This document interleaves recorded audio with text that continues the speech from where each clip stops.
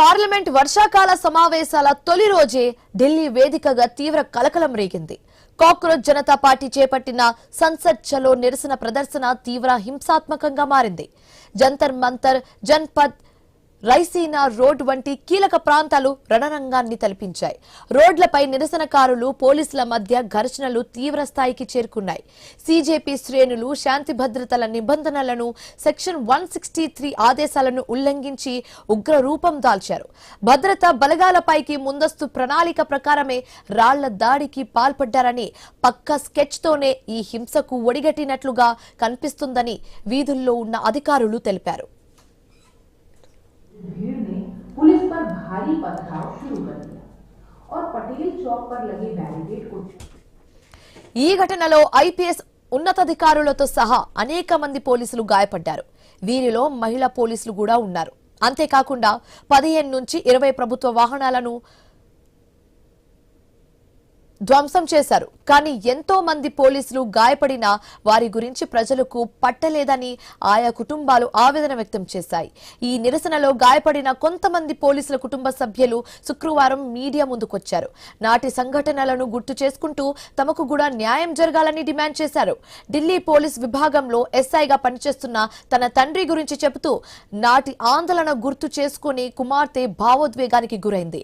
విద్యార్థుల ముసుగులో కొంతమంది సంఘ విద్రోహ శక్తులు ఆందోళనలు చేరారని, ఆ సమయంలో తన తండ్రిని కొంతమంది లాగి మూగదాడికి యత్నించారని ఆవేదన వ్యక్తం చేశారు. ఈ ఘటనలో తీవ్రంగా గాయపడిన ఆయనను హాస్పిటల్ కు తరలించారని, దాదాపు 4 గంటల పాటు నాన్న స్పృహలో లేరని పేర్కొన్నారు. ఇంటికి తీసుకొచ్చినప్పుడు ఆయన యూనిఫామ్ అంతా రక్తంతో తడిసిపోయిందని, అలాంటి రోజు తమ జీవితంలో ఎన్నడూ చూడలేదని కన్నీరు పెట్టుకున్నారు. తమకు కూడా న్యాయం జరగాల్సిందేనని అప్పుడే నిర్ణయించుకున్నట్లుగా తెలిపారు. అందుకే గాయపడిన పోలీసుల కుటుంబాలతో కలిసి సుప్రీంలో పిటిషన్ వేసినట్లు వెల్లడించారు.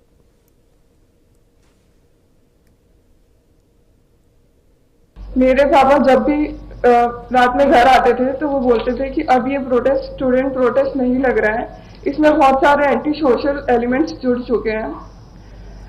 उसके अगले दिन ही 25 तारीख को my father was pulled bye a rowdy mob and he was almost lynched near the stage of Jantar Mantar. This happened on 25th and around 2 p.m. He was unconscious at the RML hospital for about 4 hours. रात को 10 बजे के करीब पापा के colleagues उन्हें घर लेके आए और उनकी यूनिफॉर्म पूरी खून से लाल थी। उन्हें ऐसे देख के हमारे लिए बहुत पेनफुल था। हमने जब उनसे पूछा कि पापा ये कैसे हुआ, तो उन्होंने बताया कि बेटा कोई बात नहीं, ड्यूटी के टाइम पर छोटी मोटी चोटें लगती रहती हैं, पर मतलब उनके सर पे 4 टाके आए हुए थे जो कि छोटी मोटी चोट नहीं थी। वो रात हमारे लिए बहुत मुश्किल थी। ఆందోళన సమయంలో తన భర్తపై కొంతమంది దాడికి పాల్పడ్డారని 33 ఏళ్లుగా పోలీస్ శాఖలో విధులు నిర్వహిస్తున్న ఓ ఎస్ఐ భార్య సీమ నాటి రోజులను గుర్తు చేసుకున్నారు.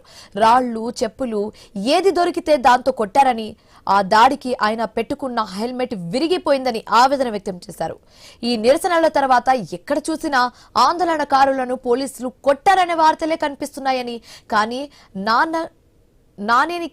నాణ్యానికి మరోవైపు కూడా ఉందని చెప్పారు.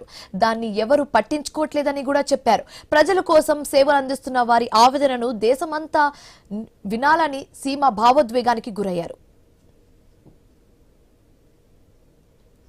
जहां पर जान का खतरा बना हुआ, लिंचिंग हो रही हो, वहां पर ट्रेनिंग।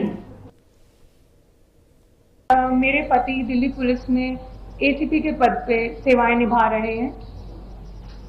20 जुलाई की रात, देर रात जब वो घर पहुंचे चोटिल हालत में, वो क्षण मेरी और मेरी बेटी 2 साल की बेटी के लिए बहुत ही दर्दनाक, ट्रॉमेटिक था।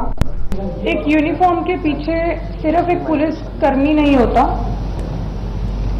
उसके पीछे होती है उसकी माँ, पिता, पत्नी, बच्चे और पूरा परिवार जो देर रात तक वेट करता है कि वो सुकुशल घर लौट आए।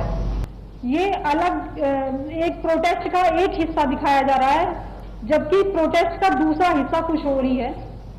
और मैं अपने चुने हुए प्रतिनिधियों से यही निवेदन करना चाहती हूँ कि वो अपने जो संसद की सुरक्षा में पुलिसकर्मी लगे रहते हैं और उस संसद की जो एक हमारे देश का सम्मान है, मेरे देश का सम्मान है, उसकी सुरक्षा में जो पुलिसकर्मी हर समय और देश की आंतरिक सुरक्षा में जो पुलिसकर्मी हर समय लगे रहते हैं, उनके बारे में भी ఆందోళన సమయంలో బ్యారికేడ్ల వద్ద విధులు నిర్వహిస్తున్న వారిపై ఉన్నట్టుండి ఆందోళనకారులు రాళ్లు విసిరారని మరో అసిస్టెంట్ సబ్ ఇన్స్పెక్టర్ కుమార్తె చెప్పారు.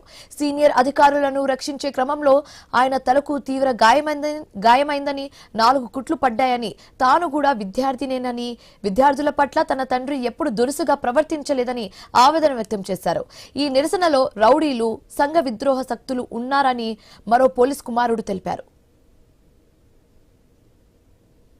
मेरे पापा भी जंतर मंतर के फ्रंट लाइंस पे उनकी ड्यूटी लगी थी प्रोटेस्ट में and on 25 May at 2 PM मुझे पता चला कि मेरे फादर को उनके हेड पे इंजरी आ रखी है उनके फ्रेंड के थ्रू.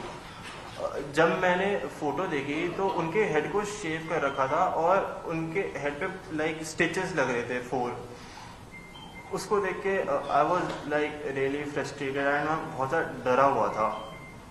जब मेरे पापा घर आए तो उन्होंने मुझे बताया कि जो स्टूडेंट्स की जो प्रोटेस्ट उसमें बस स्टूडेंट्स नहीं है, उसमें राउडीज, उसमें एग्रेसर्स हैं जो लाइक इस अपॉर्चुनिटी का यूज़ कर रहे हैं just to create chaos.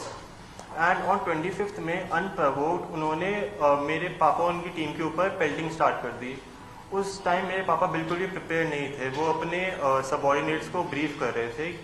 And when the pelting started मेरे पापा अपने सीनियर ऑफिसर्स को लाइक एक सेफ प्लेस में सेक्लूड करने चले गए, बट एक स्टोन उनके हेड पे हिट कर गया एंड उनका सर फट गया और उन्हें इंजरी हुई.